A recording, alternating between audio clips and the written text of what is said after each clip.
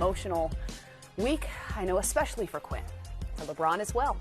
His 11th triple-double of the season. 15 points, 10 rebounds, 11 assists. Avery Bradley added 19 in a very balanced offensive effort by the Lakers as they win 129-113 over the Kings. Let's hear from Avery after the game. All right, Avery, it's hard to imagine what it must have been like for you guys last night on that court, all the emotion in the building and trying to get through it. Then you get on a plane, you come to Sacramento, and you start this game with 81 points in the first half. How did you guys get through it together, and what was the key in doing it as a team? I think it was just our effort from the beginning of the game, having a defensive mentality, having a mentality to move the ball, and be confident to shoot the ball. And that's how we played in the first half, and that's what was able to keep us the lead, and we just had to continue to keep playing team basketball. You had the bulk of your points in that first quarter, including 4 threes. What was getting you going? What were you looking for, and how were you finding, or I guess how was LeBron finding you? I think it's just confidence. I haven't been able to shoot the ball the way I wanted to, and those guys keep confidence in me, and I'm just shooting the ball, putting in all the extra work so I'm able to make those open shots. This is the 15th straight win you guys have had in a Western Conference opponent's building. That's something that hasn't been done before in NBA history. What is it about how you guys have been able to play like this on the road in your conference? I think it's something that our coach puts an emphasis on, road kill, making sure that we're able to take every single game serious. And, this is a big game for us. After losing last night, we want to challenge ourselves on backs-to-backs to make sure that we play better and learn from our mistakes. And last thing for you, we heard frequent Kobe chants in this building. I think that's something that will continue on the road. What is that like, hearing that and just looking up and seeing all the purple and gold in these different places? I mean, it means everything for me. Putting on this jersey, knowing that he put on this jersey for 20 years means everything to me. It makes me want to go out there and play as hard as I can every single night for him, for our fans, for the city of LA.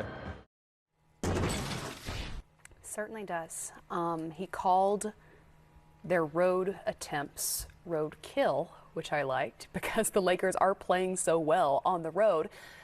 What is it about a team that is able to play as well as they are no matter where it is that they play? Well, one of the things, it's focus, and you can't not give credit to the coaching staff because they get these guys prepared.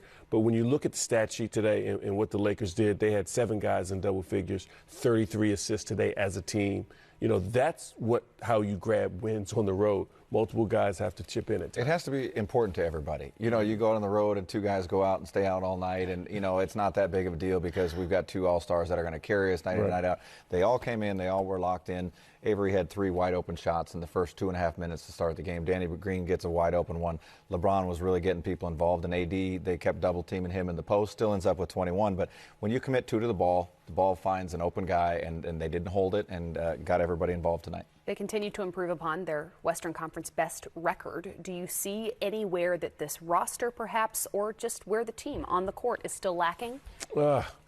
That's such a tough question. I think you would want someone, if you had to do something, maybe they've been talking of a point guard, someone that can break down the defense, make adjustments. But LeBron is going to be so ball dominant. All roads are going to go through him.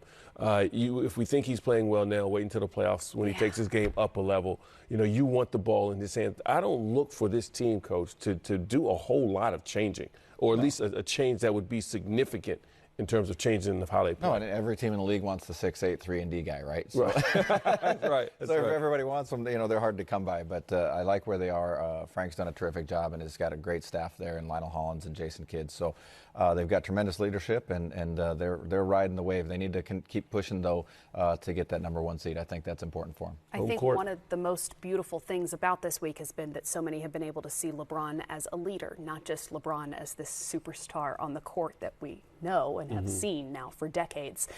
But when it comes to him on the court, facilitating the offense the way that he did tonight, do you see that perhaps even taking a step to another level come playoff time? I think come playoff time, everything has to go to the next level. Yeah. But LeBron is so talented. He's one of those guys that does what is needed. If you need him if the big fella in the middle is going well, he will start to be more of a facilitator. Right, if a shooter on the wing is going well, he'll start to be more of a facilitator. But if he needs to take over, he does that. He does what is needed. How is he getting better?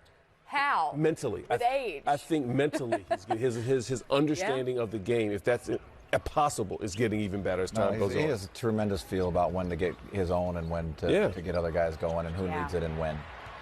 Let's